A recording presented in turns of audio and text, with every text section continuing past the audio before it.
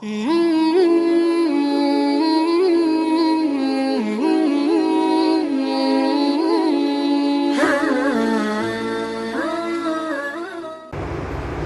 لله رب العالمين والصلاة والسلام على سيد الأنبياء والمرسلين وعلى آله وأصحابه أجمعين أما بعد فأعوذ بالله من الشيطان الرجيم بسم الله الرحمن الرحيم يا أيها الذين آمنوا بالله ورسوله صدق الله العظيم۔ میرے محترم بزرگوں اور عزیز دینی بھائیوں، قرآن کریم میں اللہ تبارک و تعالی فرماتے ہیں یا ایھا الذین آمنوا اے ایمان والو ایمان لاؤ۔ جب یہ آیت پڑھی جاتی ہے یا اس کو سنا جاتا ہے تو پڑھنے اور سننے والوں کو بڑا تعجب ہوتا ہے کہ اللہ ایمان والوں سے فرما رہے ہیں کہ ایمان لاؤ۔ ہونا تو یہ چاہیے تھا کہ اللہ کافروں کو مخاطب کر کے کہتے کہ اے کافروں ایمان لاؤ، اے مشرکو ایمان لاؤ، اے خدا کو نہ ماننے والو ایمان لاؤ۔ لیکن یہ عجیب بات ہے کہ اللہ فرما رہے ہیں اے ایمان والو ایمان لاؤ۔ اس کا مطلب کیا ہے؟ اس کا مطلب یہ ہے کہ ایمان والوں کو اللہ فرما رہے ہیں کہ ابھی تم نے صرف ایمان کی صورت حاصل کی ہے، ایمان کی حقیقت حاصل کرنے کے لیے کہا جا رہا ہے کہ ایمان والوں ابھی تم صرف اسلام کے اندر داخل ہوئے ہو، ایمان کی صورت میں داخل ہوئے ہو، ابھی ایمان کی حقیقت تک نہیں پہنچے ہو۔ ایمان کی حقیقت تک پہنچنے کے لیے، ایمان کی حقیقت کو حاصل کرنے کے لیے محنت کرنی پڑے گی، ایمان کی حقیقت تک رسائی کے لیے کوشش کرنی ہوگی۔ ایک صاحب ایمان لائے اور اللہ کے نبی صلی اللہ علیہ وسلم کے سامنے انہوں نے کلمہ اسلام پڑھ کر مسلمان ہو کر احسان جتانا شروع کر دیا تو اللہ کی طرف سے وحی نازل ہو گئی۔ اللہ نے فرمایا قالت الاعراب آمنا قل لم تؤمنوا ولكن قولوا اسلمنا ولما يدخل الايمان في قلوبكم۔ اللہ نے فرمایا کہ یہ دیہاتی لوگ، اعرابی لوگ آتے ہیں اور کہتے ہیں کہ ہم ایمان لائے۔ اے نبی آپ ان سے فرما دیجئے کہ تم ایمان نہیں لائے، بلکہ یہ کہو ہم مسلمان ہو گئے۔ کیوں؟ وَلَمَّا يَدْخُلِ الْإِيمَانُ فِي قُلُوبِكُمْ، ابھی صرف زبان سے کلمہ اسلام پڑھا ہے، صرف زبان سے لا الہ الا اللہ اور محمد الرسول اللہ کا اقرار کیا ہے، ابھی ایمان کی حقیقت تمہارے دلوں میں داخل نہیں ہوئی ہے۔ تو اللہ نے جو فرمایا اے ایمان والو ایمان لاؤ، یہاں ایمان لانے کا مطلب ہے تقوی اختیار کرو، اتقوا اللہ، اللہ سے ڈرو۔ ایک صورت ہے، ایک حقیقت ہے، ابھی تم صورت میں داخل ہوئے ہو، حقیقت تک پہنچنے کے لیے محنت اور کوشش کرنی پڑے گی۔ جو بے ایمان والا ہوتا ہے، جس کے پاس ایمان نہیں ہے، وہ صورت کو دیکھتا ہے، وہ مشاہدے کو دیکھ کر زندگی گزارتا ہے، اور جو ایمان والے ہوتے ہیں ان کی نظر حقیقت پر ہوتی ہے۔ وہ حقیقت کے مطابق زندگی گزارتے ہیں، وہ کسی بھی چیز کی صورت کو دیکھ کر کے اس کے دھوکے میں نہیں آتے ہیں، بلکہ اس کی حقیقت تک پہنچتے ہیں۔ شیر کا پتلا اگر رکھا ہوا ہو تو بچے اس کو ہاتھ لگاتے ہیں، جہاں سے چاہتے ہیں اس کو کھینچتے ہیں، کوئی ڈر اور خوف نہیں ہوتا، کیونکہ وہ شیر کی صورت ہے۔ لیکن اگر حقیقت میں شیر سامنے آ جائے، چاہے ہم بند کمرے میں ہوں، لیکن اگر شیر ہمارے پاس آ جائے تو اس وقت کیا حقیقت ہوتی ہے، اس وقت کیا حالت ہوتی ہے؟ چہرہ پیلا پڑ جاتا ہے، دل دھڑکنے لگتا ہے، سانسیں تیز ہو جاتی ہے۔ کیوں؟ کہ اب شیر کی حقیقت کو دیکھ لیا ہے۔ اس وقت شیر کی صورت تھی تو کوئی ڈر اور خوف نہیں تھا۔ یہی حال ایمان والوں کا ہے۔ ایمان کا بھی یہی حال ہے کہ جب تک آدمی صرف صورت پر نظر رکھتا ہے، دنیا کے ظاہر کو دیکھتا ہے، تو اس کا دل گواہی نہیں دیتا کہ کوئی ذات ہے جو اس سارے نظام کو چلا رہی ہے۔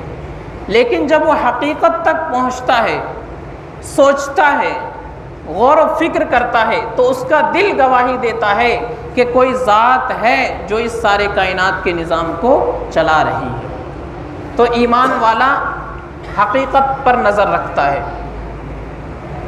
ہم ایمان بالغیب والے ہیں، ہمارا ایمان بغیر دیکھے، اور جو کافر ہے، مشرک ہے، اس کا ایمان ظاہر کی چیزوں پر ہوتا ہے۔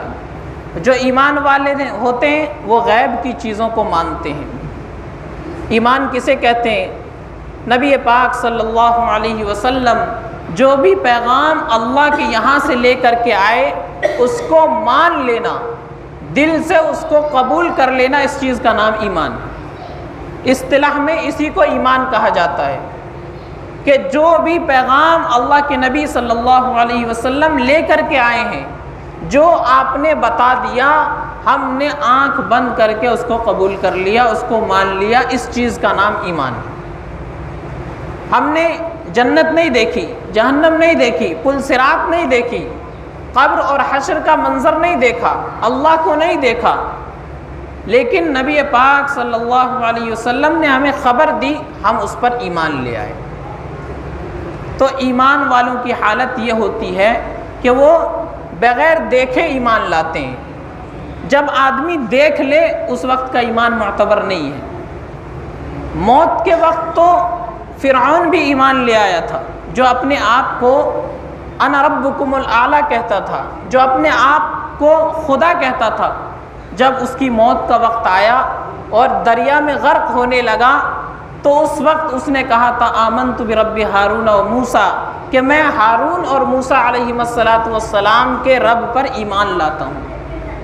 تو اللہ نے فرمایا اب ایمان معتبر نہیں ہے، کیونکہ اب آخرت کا منظر نظر آنے لگا، اب موت سامنے کھڑی ہے، اب فرشتے دکھنے لگے ہیں، تو اس وقت کا ایمان معتبر نہیں ہے۔ ایمان بالغیب معتبر ہے، بغیر دیکھے ایمان لانا۔ اللہ کے نبی صلی اللہ علیہ وسلم نے خبر دی ہے کہ مرنے کے بعد ایک آخرت کا جہان ہے، جہاں پر اس دنیا میں جیسی زندگی گزاری ہوگی اس کے مطابق معاملہ کیا جائے گا۔ اگر اللہ کی مان کر کے زندگی گزاری ہوگی تو انعام ملے گا، اور اپنی مرضی کے مطابق زندگی گزاری ہوگی تو عذاب ہوگا۔ اب جو آدمی مان لیتا ہے تو اس کا فائدہ ہے، وہاں جا کر کے اس کو انعام ملے گا۔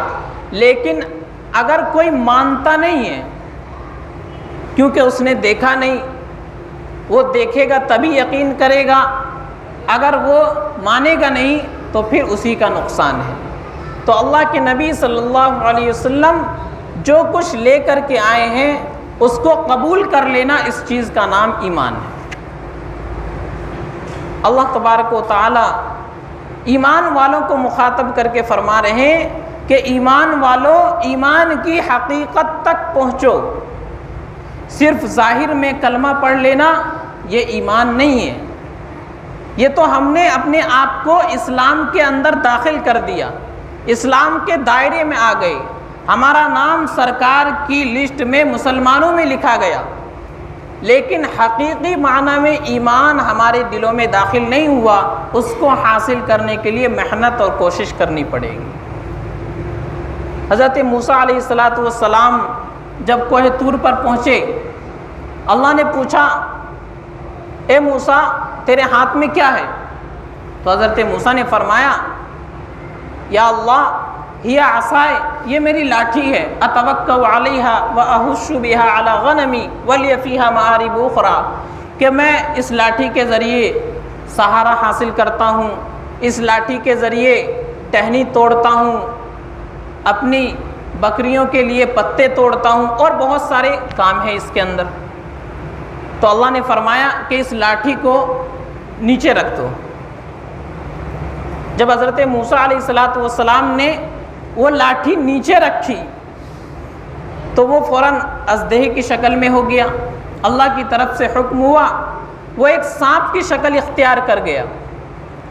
اب حضرت موسیٰ علیہ السلام اس سے گھبرا گئے، ڈر رہے ہیں، اس کو ہاتھ لگانے سے خوف محسوس ہو رہا ہے۔ اللہ نے فرمایا کہ موسیٰ اس کو ہاتھ لگاؤ، سنعیدها سیرتها الاولی، ہم اس کو پہلی والی صورت دے دیں گے۔ حضرت موسیٰ علیہ السلام نے ہاتھ لگایا تو پھر سے ڈنڈا بن گیا۔ اللہ تبارک و تعالی اپنے نبی کو حضرت موسیٰ علیہ السلام کو بتانا چاہ رہے ہیں، سمجھانا چاہ رہے ہیں کہ موسیٰ ایک حقیقت ہے اور ایک صورت ہے۔ لاٹھی تمہارے ہاتھ میں ہے، یہ اس کی ایک صورت نظر آ رہی ہے، ہم نے اس کو چاہا تو ہمارے حکم سے یہ سانپ بن گیا، یہ اس کی ایک صورت نظر آ رہی ہے۔ اللہ فرما رہے ہیں کہ کوئی بھی چیز دنیا میں نفع اور نقصان نہیں دے سکتی، ہم چاہیں تو نفع والی چیز کو نقصان میں بدل دے اور ہم چاہیں تو نقصان والی چیز کو نفع میں بدل دے۔ تو یہ اللہ سمجھانا چاہ رہے ہیں کہ اگر ہماری مرضی ہوتی ہے تو ہم نفع کے نقشوں میں سے نقصان نکال دیتے ہیں، اور ہماری مرضی ہوتی ہے تو ہم نقصان کے نقشوں میں سے نفع نکال دیتے ہیں۔ تو اللہ یہ بتانا چاہ رہے ہیں کہ تمہاری نظر صرف صورت پر ہوتی ہے، لیکن حقیقت تک پہنچنے کے لیے، حقیقت تک رسائی حاصل کرنے کے لیے محنت کرنی پڑے گی۔ حقیقت پر جب غور کرو گے تو تمہارا دل گواہی دے گا کہ واقعی کوئی ذات ہے جو اس سارے کائنات کے نظام کو چلا رہی ہے۔ تو ہمیں اور آپ سے، ہمارے سے اللہ تبارک و تعالی یہ مطالبہ فرما رہے ہیں، ہمیں اور آپ سے مطالبہ کیا جا رہا ہے کہ ہم ایمان کی حقیقت تک پہنچنے کی کوشش کریں۔ ایمان کی حقیقت تک پہنچنے کے لیے بزرگوں نے لکھا ہے کہ 4 ذریعے ہیں، ان 4 ذریعوں پر اگر غور کیا جائے، ان 4 چیزوں میں اگر غور و فکر کیا جائے تو ایمان کی حقیقت تک آدمی پہنچ سکتا ہے، اس کے ایمان میں مضبوطی آ سکتی ہے، اس کا ایمان طاقتور ہو سکتا ہے، اس کے ایمان کے اندر تازگی اور قوت آ سکتی ہے۔ سب سے پہلی چیز کہ اللہ کی نشانیوں میں غور و فکر کرنا۔ بندہ اللہ کی نشانیوں میں غور و فکر کرے۔ اللہ نے اتنے اونچے اونچے پہاڑ بنائے، اللہ نے اتنے گہرے سمندر بنائے، اللہ نے یہ آسمان بغیر ستون کے کھڑا کر دیا، اللہ نے چوڑی چکلی زمین بنائی۔ ان چیزوں میں انسان غور کرے، جب گہرائی کے اندر جائے گا، سوچے گا، غور و فکر کرے گا تو اس کا دل کہے گا کہ یہ سارا نظام خود بخود نہیں چل رہا ہے، کوئی ذات ہے جو اس کے پیچھے کار فرما ہے۔ تو سب سے پہلا ذریعہ اپنے ایمان کو مضبوط بنانے کا اللہ کی نشانیوں میں غور و فکر کرنا۔ اللہ کی نشانیوں کو دیکھے، زمین میں چلے پھرے، گھومے اور اللہ کی قدرت کا مظاہرہ کرے، تب جا کر کے اس کا ایمان مضبوط ہوگا، اس کا دل گواہی دے گا کہ اس ساری چیزوں کے پیچھے کوئی ذات ہے، کوئی ہستی ہے، کوئی طاقت اور قوت ہے جو ان تمام چیزوں کو چلا رہی ہے۔ ایک چھوٹی سی گاڑی ہے، اس کے اندر اگر ذرا سی کمی آ جائے تو وہ گاڑی صحیح طریقے پر روڈ پر چل نہیں سکتی ہے۔ اس کے اندر ذرا سا فرق آ جائے تو وہ ادھر ادھر ہلنے لگتی ہے۔ یہ کائنات اتنی بڑی، اس کے اندر اونچے اونچے پہاڑ، گہرے سمندر اور بڑی عالیشان عمارتیں، یہ ساری چیزیں ایک نظام کے تحت چل رہی ہے، کہیں پر ان بیلنس نہیں ہے، بالکل سسٹم کے ساتھ ساری چیزیں چل رہی ہے۔ تو کیا یہ بغیر بنائے چل رہی ہے؟ کوئی ذات اس کے پیچھے نہیں ہے، کوئی طاقت اور قوت نہیں ہے جو اس کے پیچھے سے کام کر رہی ہے؟ جب انسان غور کرے گا تو اس کا دل گواہی دے گا کہ ہاں اس کے پیچھے کوئی ہے جو اس نظام کو چلا رہا ہے۔ تو پہلی چیز ہے اللہ کی نشانیوں میں غور و فکر کرنا۔ جب اللہ کی نشانی میں غور و فکر کریں گے تو ایمان کے اندر قوت پیدا ہوگی۔ دوسری چیز کہ انبیاء علیہم الصلاۃ کے واقعات میں غور و فکر کرنا۔ نبیوں نے امت کو کیا کہا، امت نے ان کے ساتھ کیا سلوک کیا، نتیجہ کیا ہوا۔ جب ہم نبیوں کے واقعات پڑھیں گے، اس کے اندر غور و فکر کریں گے تو ہمارا دل گواہی دے گا کہ واقعی کوئی ذات ہے، واقعی کوئی ہستی ہے، کوئی طاقت اور قوت ہے جو اس کائنات کے نظام کو بنانے والی ہے، چلانے والی ہے۔ نبیوں نے امت کو کیا دعوت دی، امت نے ان کے ساتھ کیا سلوک کیا، پھر ان کا نتیجہ کیا ہوا۔ جب ان چیزوں کو پڑھیں گے اور ان میں غور و فکر کریں گے تو ہمارے ایمان میں تازگی آئے گی، ایمان کے اندر قوت پیدا ہوگی۔ اللہ نے قرآن کریم میں نبیوں کے واقعات کو ذکر کیا، پچھلی امتوں کے حالات کو بتایا، وہ اسی لیے تاکہ ہم ان کو پڑھیں اور ان میں غور و فکر کریں اور ہم ایمان کی حقیقت تک پہنچیں۔ تیسری چیز، صحابہ کرام رضوان اللہ علیہم اجمعین کے حالات کو پڑھیں کہ اللہ نے کس طریقے سے صحابہ کی مدد فرمائی، کس طریقے سے بدر کے اندر صحابہ کی مدد ہوئی، غزوہ احد میں صحابہ کی مدد ہوئی، اور صحابہ کرام کی زندگی میں اللہ کی طرف سے کس طرح غیبی مدد آئی۔ جب ان چیزوں کو پڑھیں گے تو ایمان کے اندر قوت پیدا ہوگی۔ صحابہ کرام رضوان اللہ علیہم اجمعین کا جب ہم ایمان دیکھیں گے، پھر اللہ کی اس پر مدد دیکھیں گے، اس کو پڑھیں گے، اس کے اندر غور و فکر کریں گے تو ہمارا ایمان بھی بڑھے گا، ہمارا ایمان بھی مضبوط ہوگا۔ بندہ ایمان کے اندر ایک ایسے مقام پر پہنچ جاتا ہے جس کو مقام تسخیر کہتے ہیں۔ مطلب دنیا جس چیز سے بنی ہے، کائنات جن چیزوں سے بنی ہے، وہ چار چیزیں ہیں: آگ، پانی، ہوا اور مٹی۔ ان چار چیزوں سے مل کر ساری کائنات کو اللہ نے وجود بخشا ہے۔ تو جب ایمان کا ایک مقام ایسا ہے کہ جب بندہ اس مقام پر پہنچ جاتا ہے تو یہ ساری چیزیں اس کے حکم کے تابع ہو جاتی ہیں، اس کو اللہ مقام تسخیر عطا فرماتے ہیں۔ صحابہ کرام کو اللہ نے یہ مقام عطا فرمایا تھا۔ حضرت عمر رضی اللہ تعالیٰ عنہ کی زندگی کا مطالعہ کریں گے تو معلوم ہوگا کہ حضرت عمر رضی اللہ تعالیٰ عنہ مدینہ منورہ میں ہیں، آپ کی خلافت کا دور چل رہا ہے۔ ایک آگ مدینہ منورہ کی طرف آتی ہوئی نظر آتی ہے۔ حضرت عمر رضی اللہ تعالیٰ عنہ تمیم داری رضی اللہ تعالیٰ عنہ کو بلاتے ہیں اور کہتے ہیں کہ جاؤ اس آگ کو واپس وہیں بھیج کر آؤ جہاں سے یہ آئی ہے۔ حضرت تمیم داری جاتے ہیں اور 2 رکعت نماز پڑھتے ہیں۔ نماز کے بعد اپنے رومال کو چابک بناتے ہیں اور رومال سے اس طرح آگ کو مارتے ہیں، آگ پیچھے ہٹتی چلی جاتی ہے، جس غار سے نکل کر کے آئی تھی اسی غار میں چلی جاتی ہے۔ تو آگ پر حضرت عمر رضی اللہ تعالیٰ عنہ کا حکم چل رہا ہے۔ یہ ایمان کی طاقت ہے کہ جب ایمان اس مقام تک پہنچ گیا تو آگ پر ایمان والے کی حکومت چل رہی ہے۔ حضرت عمر رضی اللہ تعالیٰ عنہ مسجد نبوی میں ممبر پر کھڑے ہو کر خطبہ ارشاد فرما رہے ہیں۔ ہزاروں کلومیٹر دور لڑائی ہو رہی ہے، صحابہ کرام کا لشکر کافروں سے جنگ کر رہا ہے۔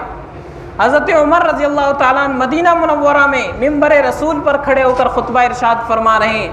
اچانک سے خطبے کے بیچ میں کہتے ہیں یا ساریہ الجبل، یا ساریہ الجبل۔ مدینہ منورہ سے یہ آواز حضرت عمر نے دی، ہوا نے اس آواز کو ہزاروں کلومیٹر ٹرانسفر کر دیا۔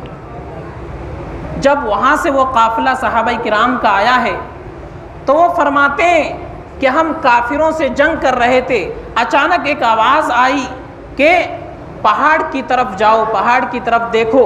ہم اس کی طرف گئے، جس کی وجہ سے اللہ نے ہمیں فتح نصیب فرمائی۔ تو حضرت عمر ہزاروں کلومیٹر دور بیٹھے، ان کی آواز وہاں پہنچ رہی ہے۔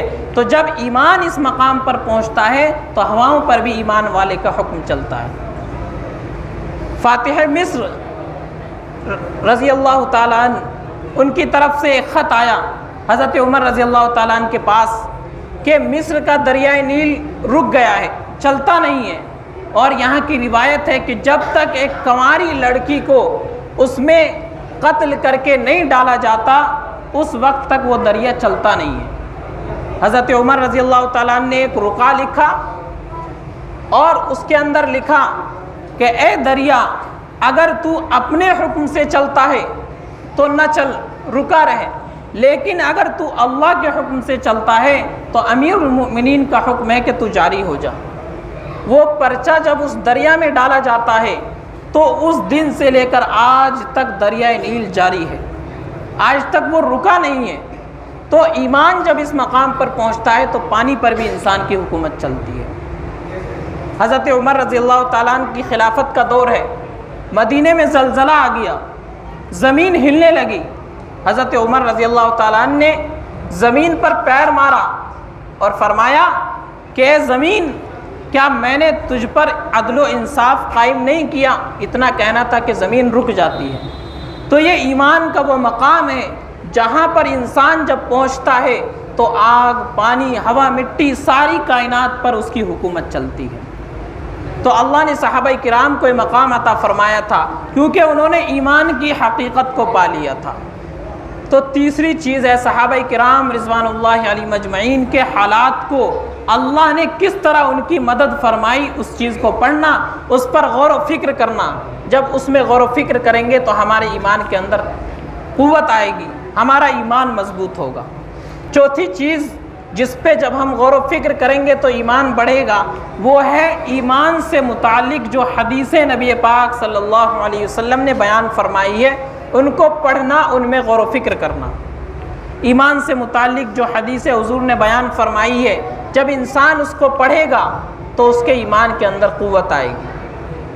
نبی پاک صلی اللہ علیہ وسلم نے ایک روایت میں فرمایا، المسلم من سلم المسلمون من لسانہ ویدہ، کہ مسلمان وہ ہے کہ جس کے ہاتھ اور جس کی زبان کی تکلیفوں سے دوسرے مسلمان محفوظ رہیں، یعنی اس کے ہاتھ سے بھی کسی کو تکلیف نہ پہنچے، اس کی زبان سے بھی کسی کو تکلیف نہ پہنچے، وہ آدمی مسلمان ہے۔ ایک روایت میں فرمایا، المؤمن من امنہ الناس علی اموالہم وانفسہم، کہ مومن وہ ہے کہ جس کی طرف سے لوگ بالکل مطمئن ہو، لوگوں کا مال بھی محفوظ ہو، لوگوں کی جان بھی محفوظ ہو، لوگوں کی عزت اور آبرو بھی محفوظ ہو، جس کی طرف سے یہ امن ہوگا وہی آدمی حقیقت میں مومن ہے۔ آج ہم اپنی زندگی کو دیکھیں، ہماری نظر کسی کی جیب پر ہوتی ہے، ہماری نظر کسی کی زمین پر ہوتی ہے، ہماری نظر کسی کی دکان پر ہوتی ہے، ہماری نظر کسی کے گھر پہ ہوتی ہے، ہماری نظر کسی کی بہو بیٹی کی عزت پر ہوتی ہے۔ تو کیا ہم حقیقت میں ایمان والے ہیں؟ اللہ کے نبی نے تو فرمایا، جس کی طرف سے دوسرے لوگ اپنی جان میں بھی محفوظ ہو، اپنے مال میں بھی محفوظ ہو، امن محسوس کرے، وہ آدمی ایمان والا ہے۔ ہم سے تو ہمارا بھائی محفوظ نہیں ہے، ہم سے تو ہمارا پڑوسی محفوظ نہیں ہے، ہم سے تو ہمارا رشتہ دار محفوظ نہیں ہے، دوسرے لوگوں کی بات تو دور کی ہے، تو ہم کیسے ایمان والے ہیں؟ تو ایمان کی حقیقت تک پہنچنے کے لیے نبی علیہ الصلاۃ والسلام نے جو ایمان سے متعلق حدیثیں بیان فرمائی ہے، اس کے اندر غور کریں گے، اس کے اندر سوچیں گے اور اس کو اپنے دل میں بٹھائیں گے تو ہمارا ایمان مضبوط ہوگا، صحیح معنی میں ہم ایمان کی حقیقت تک پہنچیں گے۔ ایک روایت میں فرمایا، من احب للہ وابغض للہ واعطى للہ ومنع للہ فقد استکمل الایمان، کہ ایمان والا کون ہوتا ہے؟ ایمان والے کی حقیقت بیان فرمایا کہ جس کی دوستی بھی اللہ کے لیے ہوتی ہے، جس کی دشمنی بھی اللہ کے لیے ہوتی ہے، جو دیتا ہے اللہ کے لیے، جو روکتا ہے اللہ کے لیے، جو آدمی یہ کام کرتا ہے، کسی سے دوستی کر رہا ہے، محبت کر رہا ہے اللہ کے واسطے، کسی سے دشمنی رکھتا ہے اللہ کے واسطے، کسی کو دیتا ہے اللہ کے واسطے، کسی کو نہیں دیتا اللہ کے واسطے، تو جس آدمی کے اندر یہ چیزیں ہوں گی اس کا ایمان کامل اور مکمل ہوگا، وہ حقیقت میں مکمل ایمان والا ہے۔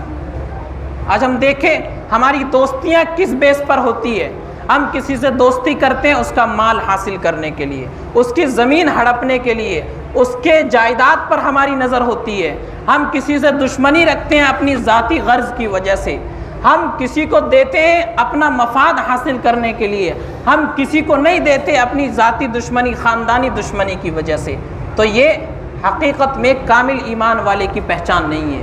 کامل ایمان والے کا ہر عمل اللہ کے واسطے ہوتا ہے، دوستی بھی، دشمنی بھی، دینا بھی، نہیں دینا بھی، یہ سارے کام اللہ کے لیے ہوتے ہیں، تو یہ ہے کامل ایمان والا۔ اللہ کے نبی صلی اللہ علیہ وسلم نے فرمایا کہ کامل ایمان والا وہی ہے جس کا ہر عمل اللہ کے حکم کے تابع ہوتا ہے، اللہ کے واسطے اس کے سارے کام ہوتے ہیں۔